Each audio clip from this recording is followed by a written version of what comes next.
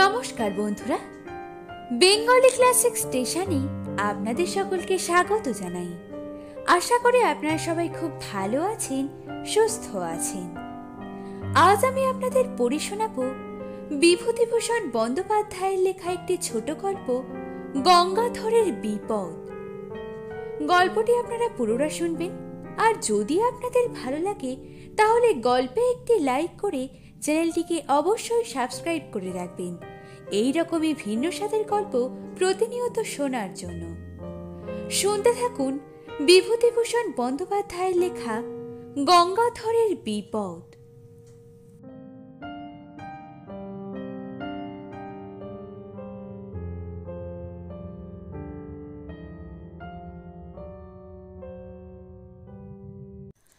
অনেকদিন আগেকার কথা। কলকাতায় তখন ঘোড়ার ট্রাম চলে। সে সময় মশলা পোস্তায় গঙ্গাধর কুণ্ডুর ছোটখাটো একখানা মশলার দোকান ছিল। গঙ্গাধরের দেশ হুগলি জেলা, চাঁপাডাঙ্গার কাছে। অনেক দিনের দোকান। যে সময়ের কথা বলছি, গঙ্গাধরের বয়স তখন 50-এর উপর। কিন্তু শরীরটা তার ভালো যাচ্ছিল না, নানা রকম অসুখে ভুগত প্রায়।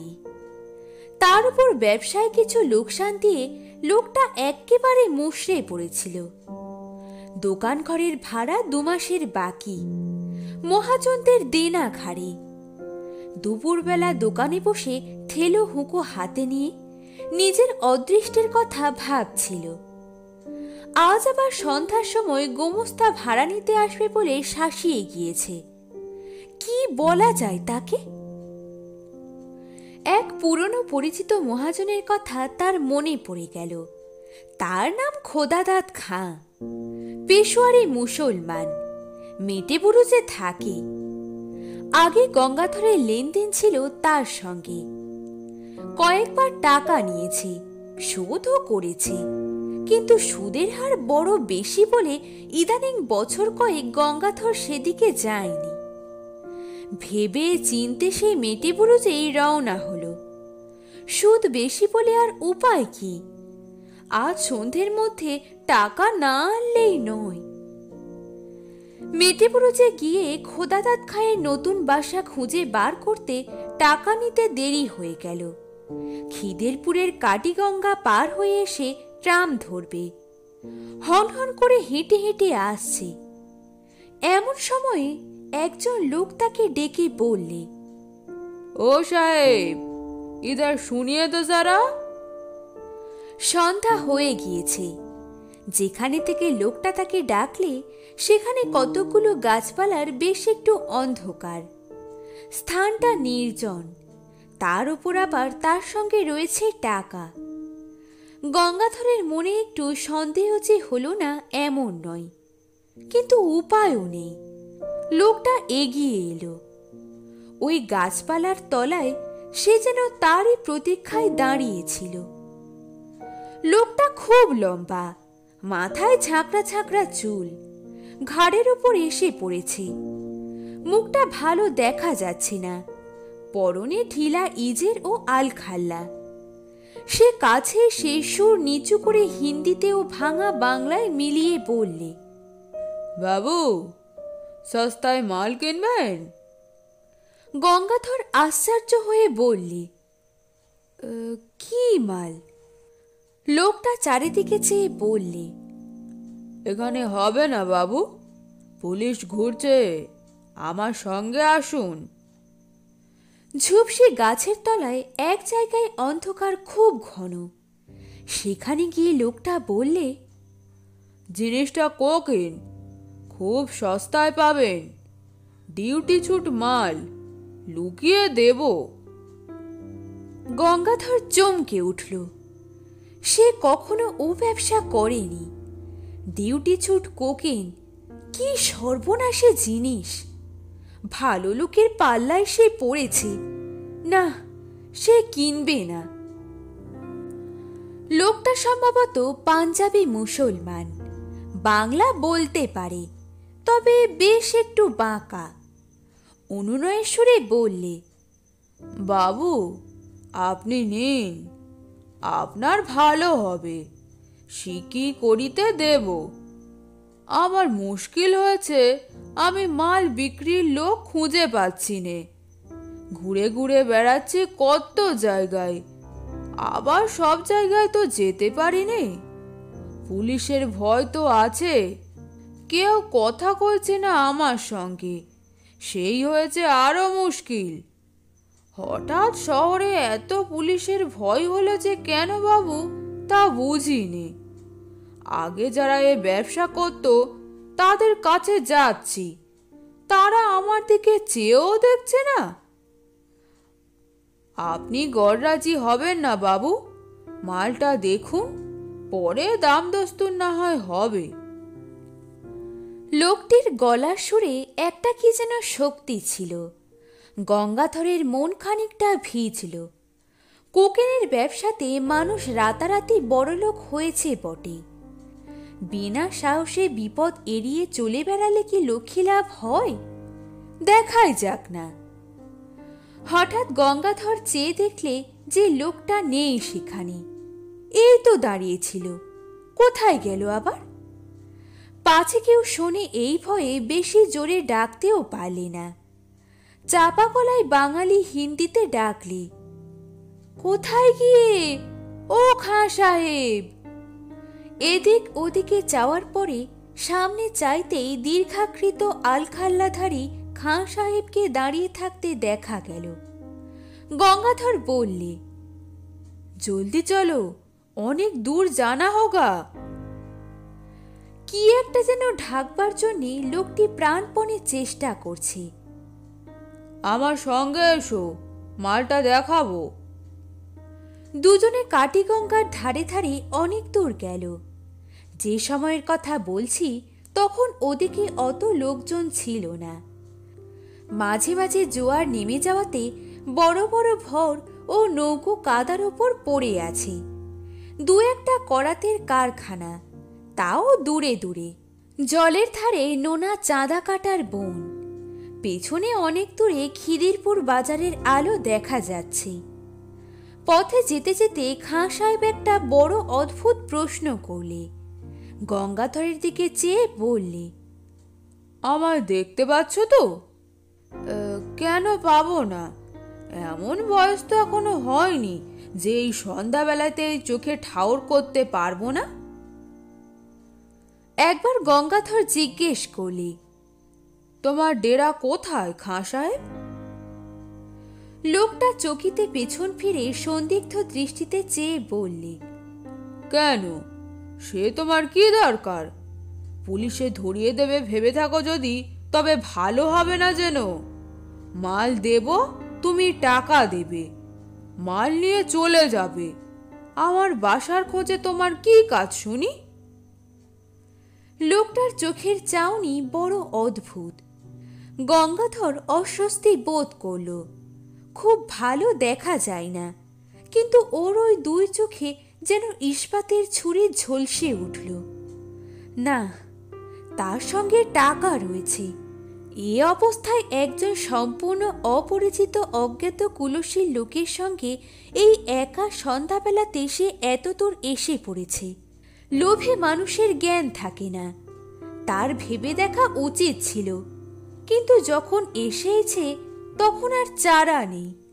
বিশেষত সে যে ভয় পেয়েছে এটা না দেখানোই ভালো। দেখালে বিপদের সম্ভাবনা বাড়বে বই কমবে না। ছুরি বার করে বসলে তখন আর উপায় থাকবে না। অনেক দূরে গিয়ে মাঠের মধ্যে একটা গুদাম ঘর। একটা গাছের করে পড়ে আছে গুদাম ঘরের দরজা থেকে একটু দূরে। তার উপর গঙ্গাধরকে বসতে বলে লোকটা কোথায় যেন চলে গেল। গঙ্গাধর বসে চারিধারে চেয়ে দেখলে গুদাম ঘরের আশেপাশে সর্বত্র আগাছার অনুচ্চ জঙ্গল। নিকটে কোথাও লোকজনের সারা শব্দ নেই। অন্ধকার হলেও মাঠের মধ্যে বলে অন্ধকার তত ঘন নয়। সেই পাতলা অন্ধকারে চেয়ে দেখে গঙ্গাধরের মনে হলো গুদাম ঘরটা পুরনো এবং যেন অনেককাল অব্যবহার্য হয়ে পড়ে আছে। বাঁশের বেড়া খসে পড়েছে জায়গায় জায়গায়, চালের খোলা উড়ে গিয়েছে মাঝে মাঝে। সামনের দৌড়টা ওই ধরা, ভেঙে পড়তে চাইছে যেন। গঙ্গাধরের কেমন একটা ভয় হলো। কেন সে এখানে এলো এই সন্ধ্যায়? এরকম জায়গায় একা মানুষে আসে, বিশেষ করে এতগুলো টাকা সঙ্গে করে? সে আসতো না কখনোই। সে কলকাতায় আজ নতুন নয়, তার ওপরে ঝুনো ব্যবসা তার। বাঙাল দেশ থেকে নতুন আসেনি। ওই লোকটির কথা সুরে কি যেন জাদু আছে, গঙ্গাধরকে যেন টেনে এনেছে। সাধ্য ছিল না যে সে ছাড়ায়। এ কথা এখন তার মনে হলো। হঠাৎ অন্ধকারের মধ্যে খাঁ সাহেবের মূর্তি দেখা গেল। লোকটার যাওয়া আসা এমন নিঃশব্দ ও এমন অদ্ভুত ধরনের যে যেন মনে হয় অন্ধকারে ওর চেহারা মিলিয়ে গিয়েছিল, আবার ফুটে বেরুল। কোথাও যে চলে গিয়েছিল এমন মনে হয় না। পাকা আর ঝুনো খেলোয়াড় আর কি। খাঁ সাহেব দোর খুলে গুদাম ঘরে ঢুকলে, গঙ্গাধরকে যখন পেছনে আসতে বললে তখন ভয়ে গঙ্গাধরের হাত পা ঝিমঝিম করছে, বুক ঢিপ ঢিপ করছে। এই অন্ধকার গুদাম ঘরের মধ্যে নিয়ে গিয়ে ঠিক ওই লোকটা ওর ওই লম্বা হাত দিয়ে গলা টিপে ধরবে কিংবা ছুরি বুকে বসাবে, সেই ফন্দিতে এতদূর ভুলিয়ে এনেছে। লোকটা নিশ্চয় জানতো যে তার কাছে টাকা আছে, অনুসন্ধান রেখেছিল। কে জানে খোদাদাত খাঁয়ের দলের লোক কিনা। গঙ্গাধরের কপালে বিন্দু বিন্দু ঘাম দেখা দিলে একবার সে ভাবলে দৌড়ে পালাবে, কিন্তু সে বুড়ো মানুষ।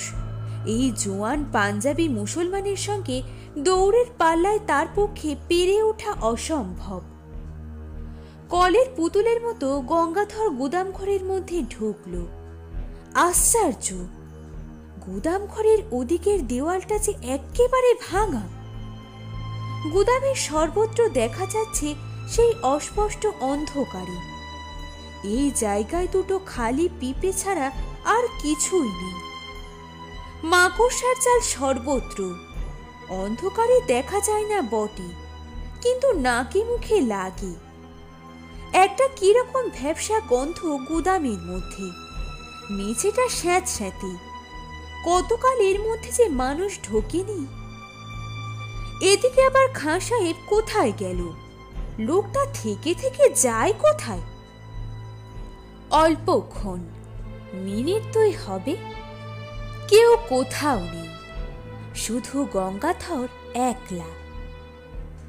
আবার সেই ভয়টা হলো, কেমন এক ধরনের ভয়, যেন বুকের রক্ত হিম হয়ে যাচ্ছে।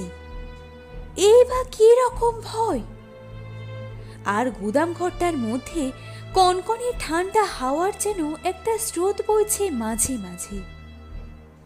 মিনিট 2 পরেই খাঁ সাহেব এই তো আধো অন্ধকারের মধ্যে সামনেই দাঁড়িয়ে। হঠাৎ একটা অদ্ভুত কথা বললে খাঁ সাহেব। বললে, তুমি কালা নাকি? এতক্ষণ কথা বলছি, শুনতে পাচ্ছ না? কথার উত্তর দিচ্ছ না কেন? কোকেন যে জায়গায় আছে বললাম তা দেখতে পেয়েছো? শাবলের চার দিয়ে তুলতে বললাম পিপে দুটো, হাঁ করে সঙের মতো দাঁড়িয়ে কেন? বারে, এত কথা কখন বলেছে লোকটা? পাগল নাকি? গঙ্গাধর কেমন ভেবাচেকা হয়ে গিয়েছে। মুড়ের মতো দৃষ্টিতে চেয়ে বললে, কখন তুমি দেখালে কোকেনের জায়গা? কই, কোথায় শাবল?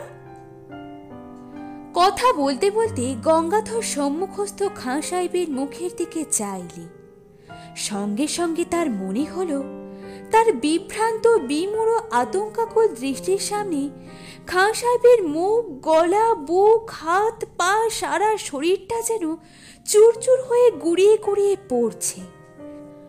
সব যেন ভেঙে বাতাসে উড়ে উড়ে যাচ্ছে। খাঁ সাহেব প্রাণপণে দাঁত মুখ খামুটি করে বিষম মনের জোরে তার দেহের চূর্ণায়মান অণুগুলো যথাস্থানে ধরে রাখবার জন্য চেষ্টা করছে, কিন্তু পেরে উঠছে না। সব ভেঙে গেল, গুড়িয়ে গেল, উড়ে গেল। 1, 2, 3, 4। আর কোথায় খাঁ সাহেব? চারিপাশের অন্ধকারের মধ্যে সে মিশিয়ে গিয়েছে। একটা ঠান্ডা কনকনে বাতাসের ঝাপটা এলো কোথা থেকে। সঙ্গে সঙ্গে গঙ্গাধর আর্তরাবে চিৎকার করে গুদাম ঘরের স্যাঁতস্যাঁতে মেঝের ওপর মূর্ছিত হয়ে পড়ে গেল। একটা দেশি ভর কাছে কোথায় বাঁধা ছিল। তার মাঝিরা এসে গঙ্গাধরকে অচেতন অবস্থায় তাদের ভরে নিয়ে যায়। তারাই তাকে দোকানে পৌঁছে দেয়। গঙ্গাধরের টাকা ঠিক ছিল, কানা করেও খোয়া যায়নি, তবে শরীর শুধরে উঠতে সময় নিয়েছিল। অনেকদিন পর্যন্ত অন্ধকারে সে একা কিছুতেই থাকতে পারত না। মাস 2 পরে মেটিপুরুচে খোদাদাত খাঁর কাছে টাকা শোধ দিতে গিয়ে গঙ্গাধর টাকা নিয়ে যাবার দিন কি কি ঘটনা ঘটেছিল সেটা বললে। খোদাদাত খাঁ গল্প শুনে গম্ভীর হয়ে গেল। খানিকক্ষণ চুপ করে থেকে বললে, সাজি, ও হলো আমির খাঁ। চোরাই কোকেনের খুব বড় ব্যবসাদার ছিল। আজ বছর 15 আগেকার কথা। রমজান মাসে বেশ কিছু মাল হাতে পায়। তক্তাঘাটের কাছে একখানা জাহাজ ভিড়েছিল, সেখান থেকে রাতারাতি সরিয়ে ফেলে। জাহাজের লোকের সঙ্গে শর ছিল, কোথায় সে মাল রাখতো কেউ জানে না। সেই মাসের মাঝামাঝি সে খুন হয়। কে বা কেন খুন করলে তা জানা যায়নি, কেউ ধরাও পড়েনি। তবে দলের লোকই তাকে খুন করেছিল এটা বোঝা কঠিন নয়। এই পর্যন্ত আমির খাঁর ঘটনা আমি জানি। আমার মনে হয় আমির খাঁ সেই থেকে ঘুরে বেড়াচ্ছে তার মাল বিক্রি করবার জন্যে। ওর পুরনো কোকেনের বাক্স হচ্ছে দোচখের বোঝা। তা বাবু, সে গুদাম ঘরটা কোথায়, তুমি দেখাতে পারবে? গঙ্গাধর অন্ধকারে কোথা দিয়ে সেখানে গিয়েছিল তা তার মনে নেই। মনে থাকলেও সে যেত না। পথে আস্তে আস্তে গঙ্গাধরের মনে হলো পুরনো ভাঙা গুদাম ঘরটার অস্পষ্ট অন্ধকারের মধ্যে আমির খাঁয়ের মুখের সেই হতাশ অমানসিক চেষ্টা করে হেরে না যাওয়া দৃষ্টিটা। হতভাগ্য এতদিনেও কি বোঝেনি সে মারা গিয়েছে? কে উত্তর দেবে? ভগবান তার আত্মাকে শান্তি দিন।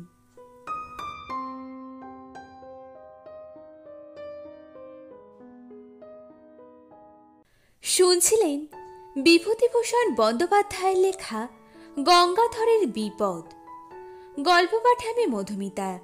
গল্পটি আপনাদের কেমন লাগলো কমেন্টে লিখে তা অবশ্যই জানাবেন। ভালো লাগলে একটি লাইক করে দেবেন। চ্যানেলে নতুন হয়ে থাকলে চ্যানেলটিকে সাবস্ক্রাইব করে পাশে থাকা অল অপশানটি ক্লিক করে রাখবেন এই রকমই ভিন্ন স্বাদের গল্প প্রতিনিয়ত শোনার জন্য। খুব শীঘ্রই নতুন একটি গল্প নিয়ে ফিরে আসছি। ততক্ষণের জন্য বাই বাই।